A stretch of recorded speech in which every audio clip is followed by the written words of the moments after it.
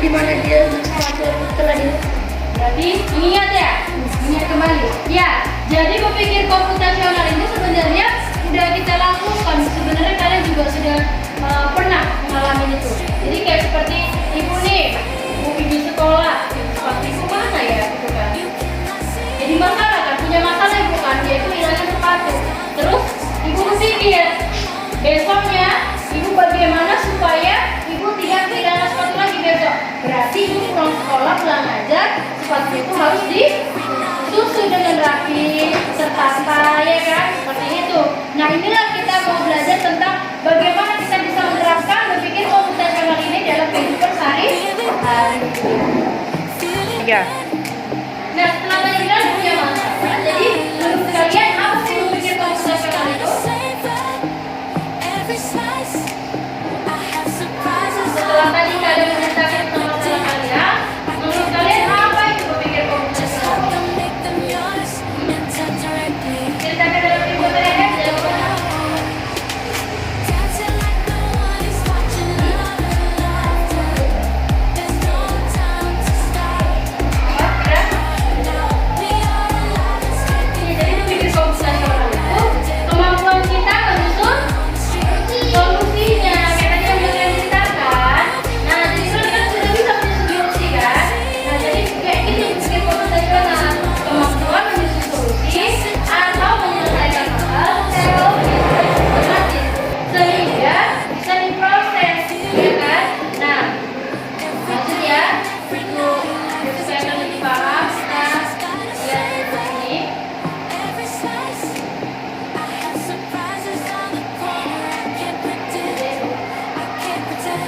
Tiga. Lebih paham lagi, mari kita sama-sama melihat ini ya. Kenalan computational thinking. Hai teman kece, coba tebak apa artinya computational thinking atau berpikir komputasional? Adakah yang mempelajari dan melihat tentang komputasional di sini? Jadi mungkin ada hubungannya dengan komputer ya? Iya, betul sekali. Cukup buat kamu yang sudah menebak dengan benar. Berpikir komputasional adalah proses berpikir untuk menyelesaikan masalah dengan efektif dan efisien. Dalam ilmu komputer, proses berpikir ini dilakukan sebelum mulai menulis coding atau pemrograman. Jika sudah direncanakan dengan baik, maka coding yang ditulis akan sesuai dengan kebutuhan dan dapat diselesaikan dengan cepat dan tepat. Tapi ternyata berpikir komputasional juga bisa dilakukan tanpa komputer dan tanpa internet loh. Malah sebenarnya kita pun sudah menerapkannya dalam kehidupan sehari-hari, mulai dari membaca buku, mencatat pembahasan pelajaran, hingga menyiapkan tas untuk sekolah besok. Wah, kalau kita sudah bisa menerapkannya setiap hari, berarti kita semua sudah mahir dong. Belum tentu. Contoh-contoh tadi kan menerapkan berpikir komputasional pada masalah yang sederhana. Masih banyak masalah yang lebih kompleks, seperti misalnya mengatur keuangan bulanan. Apa yang harus dilakukan kalau Tiga. Dan setelah tadi kalian menonton video itu, jadi berpikir komputasional itu bagaimana caranya? Jadi kan kalau dalam kehidupan sehari kalian menggosok gigi aja itu kan sudah melakukan cara dengan berpikir komputasional. Bagaimana kalian cara menyusun roster, masukkan buku ke dalam tas seperti itu kan? Nah, jadi kita mempunyai langkah-langkah yang sistematis. Jadi kayak menggosok gigi, bagaimana langkah pertamanya? Untuk kita mensikat gigi itu masalah pertama. Bagaimana cara mensikat gigi itu bagaimana pertamanya? Depan. Iya, cara-caranya dari yang besar sampai yang kecil ya.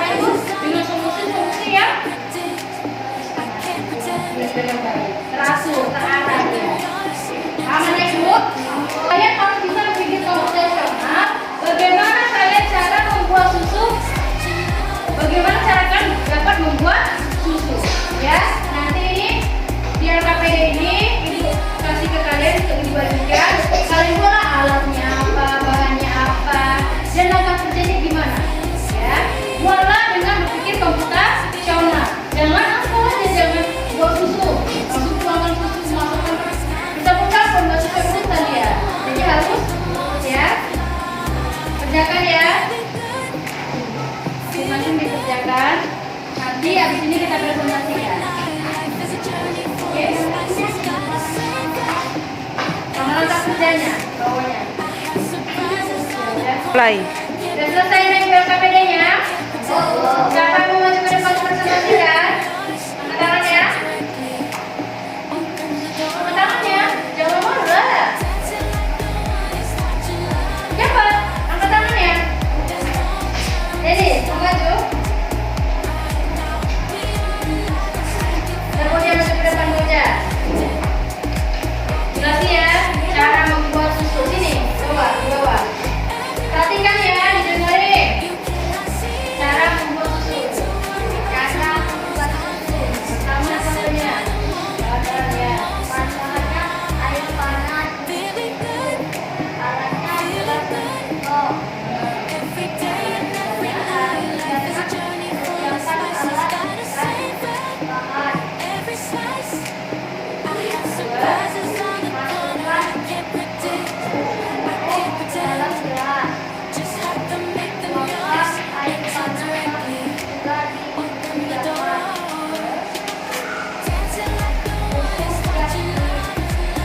Oke, terima kasih. Tepuk tangan untuk Fauzan.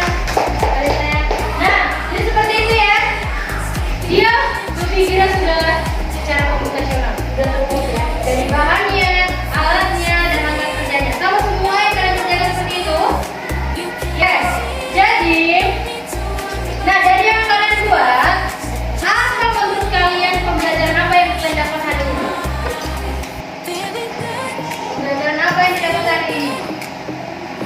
Kita belajar tentang apa hari ini? Berpikir? Iya, berpikir komputasional. Siapa yang bisa dapatkan hari ini? Apa itu berpikir komputasional? Coba siapa yang udah dapat? Angkat tangannya. Iya, Jordas? Memakai komputasional menyusun solusi dari masalah secara logis. Ya, jadi berpikir komputasional juga bisa menyusun kemampuan menyusun solusi secara logis. Jadi seperti itu ya. Berpikir komputasional